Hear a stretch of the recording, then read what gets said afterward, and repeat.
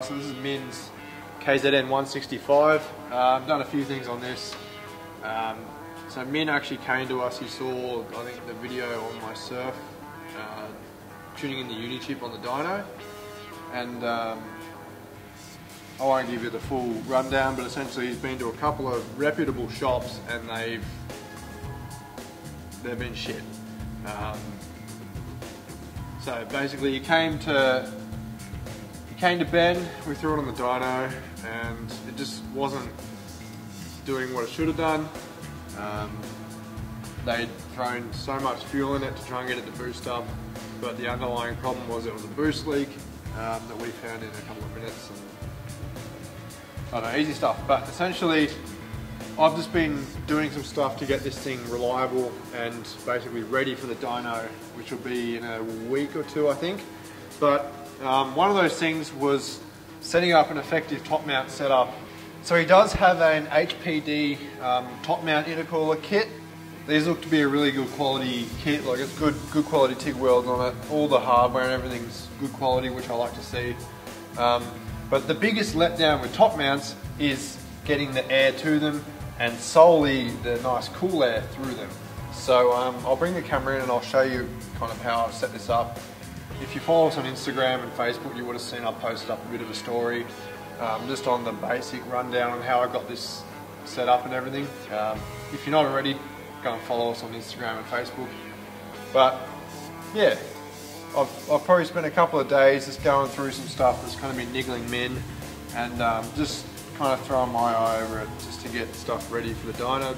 So one of the things was this intercooler used to be hard mounted to this bracket. So that bracket obviously bolts to the head and the cooler is hard mounted there. And then over this side it used to be just a hard mounted bit of pipe and a flange that goes on the throttle. So what actually ended up happening, and as far as I'm aware they've changed the design now, but I had to basically customise this one to make it not crack anything again. So obviously when the engine's moving, this is wobbling as well. So what I've done is I've got some vibration isolation mounts, as you can see in there. I'll throw a photo on the screen if it's not too clear, but basically I've inserted them there so there's some good flex here. Then obviously over here I've cut through that bit of pipe and put a hump hose on there. I think that ended up being a 2 1/4 inch. It was a weird diameter. It was too small for 2 1/2 inch, but it was just too big for 2 1/4. So I went for the 2 1/4, and it's a really nice tight fit. So yeah, that's that. So that was the first thing that needed to be addressed. Then the next thing is Minh got I think it was a 9-inch Thermo Fan. He wanted me to make a shroud and mount it underneath. So you can't see it now, obviously. You can see the BBG tag and a bit of the shroud, but I'll throw some photos on the screen. I basically made up a nice shroud that mounts, nice and tight to the underside of the intercooler there, and that's wired up into this new fuse box that I put in, all relays and everything. That's another thing that I've done to neaten things up and just make things more reliable. But yeah, that fan does actually seem to work. Another thing which is very important, I think, for especially tuning a vehicle, but just to keep an eye on things, we've got a pre-intercooler temperature sensor, so that's in the hot side pipe just down there where my finger is pointing, and then I've welded in a bung for a hot side. So it's actually quite interesting to see the temperature difference. So having a top mount intercooler is all well and good, but you need to get clean and cool, or as cool as possible, air to the top of it and through it. So usually people will just set these up and kind of have their hood scoop, and in Minh's case anyway, there's probably about 20 mil or so. Well, this scoop comes out to somewhere like here, so there's all this kind of space where air will be passing by. Remember, air is going to take the path of least resistance, so you need to physically duct it through the intercooler. So essentially what I have done is I started at the bottom. Now my whole team in. I've kind of bent up a bit of, I think it's about 2 mil alloy. So I made the main throat of the duct to the intercooler core width essentially, and then what I've done, which I'll show in some photos because you can't really see it, but I've kind of blended the overall width of the scoop. I've giving that a nice transition on both sides, so that the full width of the bonnet scoop will come from here, and essentially taper down and just direct all that air through this opening here straight onto the cooler. So I also put this bit of aluminium here, so this is 3mm, and you can see I've got these bolts in here, so they actually pick up the mounting bolts, or the mounting tabs that were on the scoop, whereas before the scoop was just relying on glue and it was pretty loose, and that's a whole other thing. But yeah, it looks all really neat, and it probably took me about a day to get this all worked out, fabbed up and painted. And then obviously the last thing, I've got some pinch weld seal which goes the whole perimeter. This bit isn't as important, but obviously the backs, everything kind of seals up really nice, and that's that. So then in the car here, when we turn the ignition on, got the intercooler fan switch hooked up. So we turn that on, and it's got some decent power, and you can definitely feel that with your hand sucking through. But the most impressive thing is I'll close the hood scoop and I'll show you how good it is.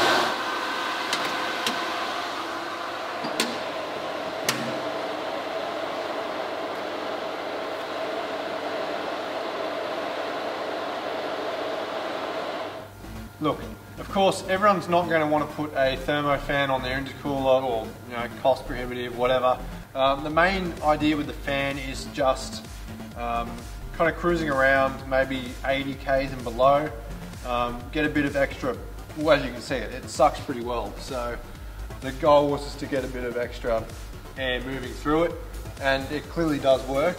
And I actually took this for a decent drive this afternoon, and I'm honestly quite impressed. So as you probably know if you follow us, I've done a pretty comprehensive install and also a video on the water to air setup that I did with my surf. Why did I do water to air? Well, because I wanted to keep aircon. The aircon pump is right in the way of basically piping out of the turbo.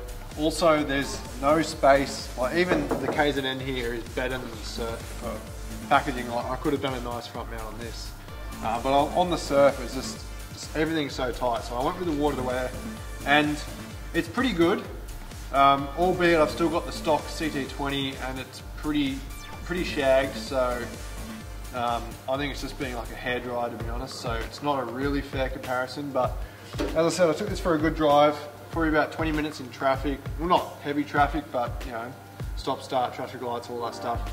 And also a cruise on the freeway.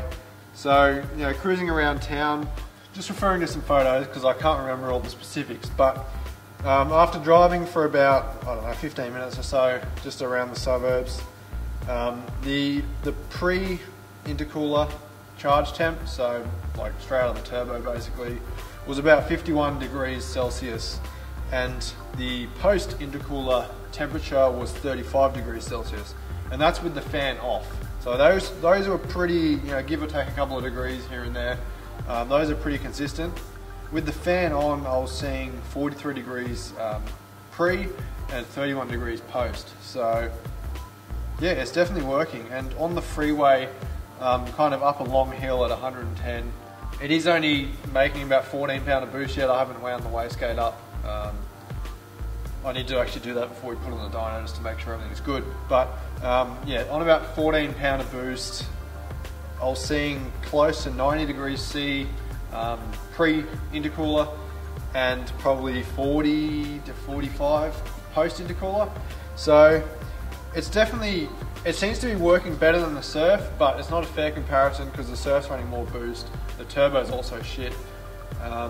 But it will be interesting once I put the new turbo on the surf how this compares. But in a nutshell, I'm actually really stoked with how this works, and yeah, it's kind of changed my mind on top mounts. So I still prefer a front mount, but when it's done properly like this, shrouded, ducted to the cooler so that only cool air can go in.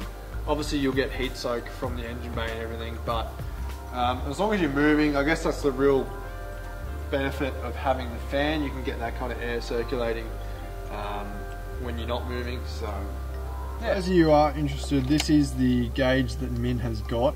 I'm actually quite impressed with it. It's quite nice. So it's a Racetech intercooler temp gauge. So you can see it in and out. I actually kind of want to get a pre and post intake temp on the surf setup because it's actually quite interesting to see what the turbo is pumping out versus what's actually getting into the engine. What else have I done? Custom fitted some 80 series recovery points this morning as well. They actually went on pretty good. I've done that on the surf as well. So, you know, just little things. And also just trying to get the shifter back into a good spot. Obviously when it was body lifted, the shifter had to be raised, but it hasn't been, it got cut, extended and welded, but it wasn't welded back in the right spot. So I've kind of got it. I think it's pretty comfy. I might play around with it a little bit more, but yeah, it's just the little things to make it nice to drive. So anyways, yeah, I guess next time you see this, hopefully will be on the dyno. I think Ben is doing a video on this, but I'm not sure. I'll have to check with him. So I'll either be on his channel. If not, I'll try to get some footage. I might even do that anyway and kind of throw it, I don't know, in this video or another one. I'll see. But yeah, it'd be good to see this thing. I'd like to see ideally 120 kilowatts at the wheels. It's got the MMP high-flowed turbo on it. It's got a 3-inch turbo back exhaust and a good, effective working intercooler. I'm sure the capacity of the intercooler is enough to flow that much for that power.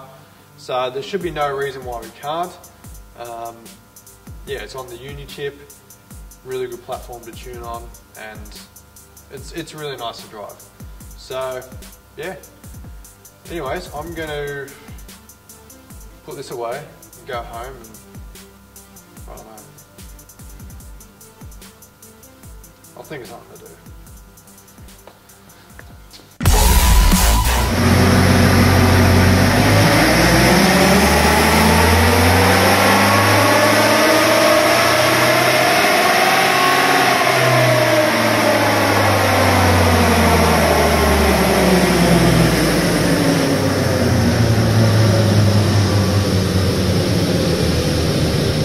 So I did get some footage and I'll give you a quick rundown on how it went on the dyno. I only took some videos on the phone, so hopefully they turned out alright. But essentially, I think we made 115 kilowatt around there, maybe 113, 114, around 115, we'll say that. And 400-ish Newton meters of torque at the rear wheels. So yeah, pretty good. This car, I drove it back from the dyno. Minh's gonna come pick it up.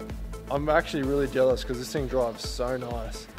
Kind of makes me want to finish off all the turbo and everything on the surf and do a proper tune on that, because this thing's got, even though this is the 3 litre, that obviously means something as well. Better cubes, better torque down low, but this thing fucking hammers. It's really fun to drive. So I'll run you through a couple of things we found on the dyno. This car's kind of been tinkered with so many professionals and so many things missed and overlooked and done incorrectly. We spent the whole day fine tuning and finally got the map sorted. That was all thanks to Ben's tuning genius, but yeah, I'll show you some of the things we found. So firstly, the ducting and the whole hood scoop setup works bloody brilliantly. Intake temps are great. We're seeing, you know, especially in some of those steady state tuning runs where Ben's kind of holding it flat. Well, yeah, basically flat at full power, just to check the EGTs and just make sure that nothing's going to overheat and be dangerous if you'd say towing or on a big long hill at full tilt.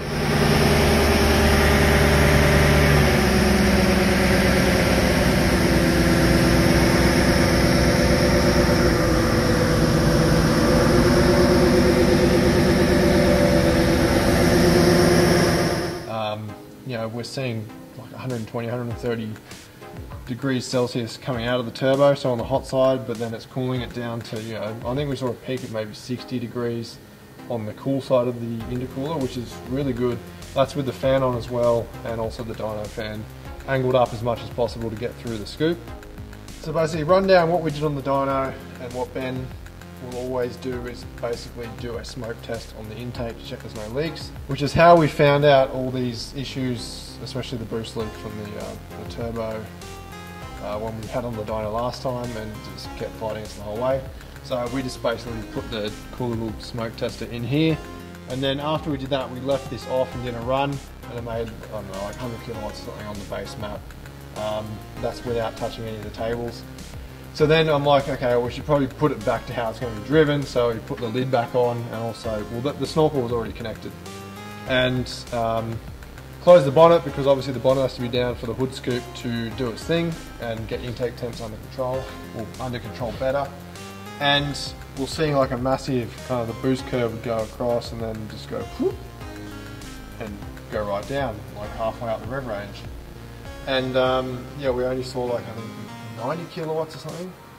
And then what we ended up doing was popping the hood and watching, just having a look to see if something weird is, you know, noticeable during the run. And lo and behold, the coupler was sucking shut at maybe, I don't know, 3 grand, close to 3 grand, and staying shut, which is an indication that there is a restriction upline. So the next thing we did was basically undid the lid. So we just undid the 3 clips and had that suspended up. That was better. It was still down a little bit, probably because it's sucking in warmer air.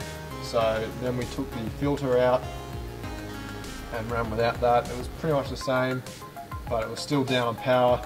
So what we did was disconnect the snorkel, and so we're just sucking straight in there. That was the closest we could get. So Minh's going to sort out a new snorkel for this. So this is what is on it. I had one of these on mine as well, and I ditched it because I knew that it would be a restriction, and I did a 3-inch stainless one. So Minh's going to try and source one for that. I'm not sure what's going on there. I haven't spoken to him properly yet, but this is the restriction. This inlet is also a bit of a restriction, so ideally you would take this out to, well, a 3-inch. It's probably 2.5 now, maybe.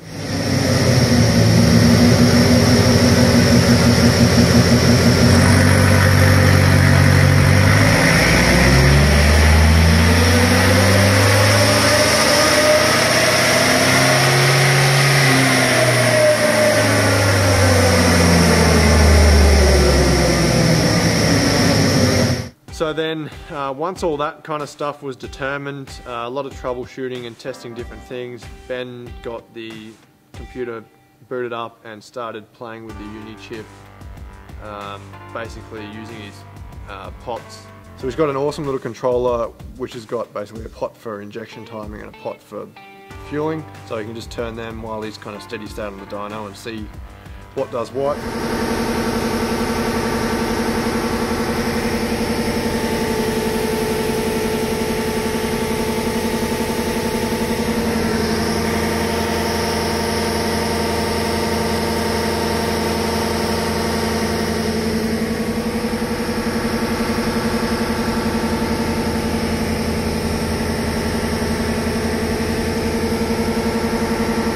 So he's playing around with injection timing and also fueling. First up, he tried to throw a bit more fuel in. On the dyno chart, there was a bit of a, it'd kind of boost up and then drop off and kind of have a bit of a hollow, which usually you would pick up with a bit of fuel, but that did nothing. So what Ben ended up doing was basically going steady state and playing around with injection timing in like a live tuning method.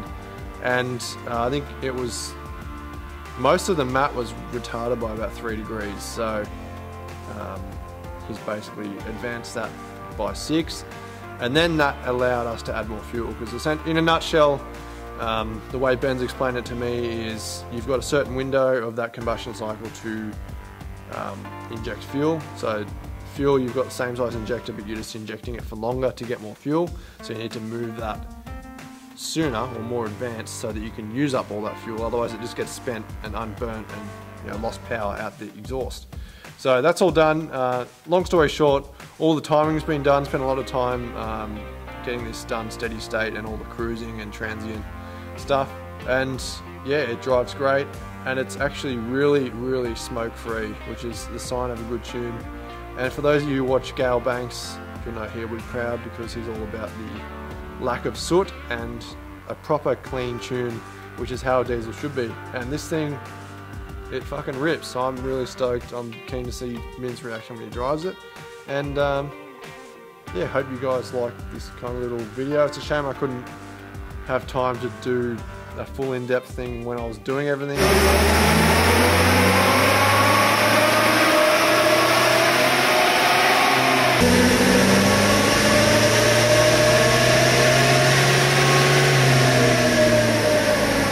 Everything's healthy, the engine's healthy. It's actually super smooth as well, almost like a petrol. So yeah, I think the only thing left to do now is just a snorkel.